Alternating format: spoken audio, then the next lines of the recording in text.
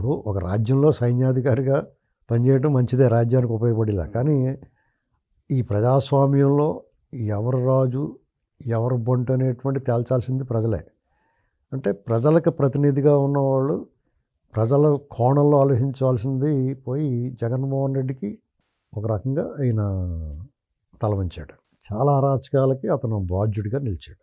అంటే పోలీసులు చేసిన ప్రతి అరాచకానికి సిఐడి తరఫున అనేక అక్రమ కేసులు, గృహ నిర్బంధాలు, దాడులు, కస్టోడియల్ టార్చర్స్.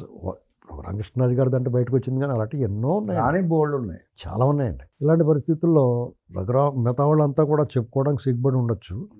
రఘురామకృష్ణరాజు గారు ఆ విషయంలో మాత్రం చాలా పట్టుదలగా ఉన్నాయండి, పోరాడాడు ఆయన. ఎందుకంటే ఆయన పుట్టినరోజు నాడు అరెస్ట్ చేశారు. ఆ అరెస్టే అక్రమం. ఆ అరెస్ట్ని కోర్టులో మొట్టమొదటిసారి ప్రవేశపెట్టినప్పుడే డినై చేసి, రిమాండ్ డినై చేసి అతను నోటీస్ ఇచ్చి విడిచిపెట్టాలి. అది జరగలేదు. అది ఎందుకు జరగలేదంటే అప్పుడు జరిగినవన్నీ అలాగే ఉండి ఇప్పుడు దాని రివర్స్లో నడుస్తుంది. ఆడు ఎంత దుర్మార్గుడేదే కానీ వెళ్ళవే పర్లేదు అంటున్నారు. ఇది పెద్ద తలపోటు. దాని గురించి చర్చ లోపల కంటే వెళ్తే అది చాలా పెద్ద చర్చ. అసలు పెద్ద వ్యవస్థకే అపోహలు, అనుమానాలు వచ్చేసి లా ఉంది.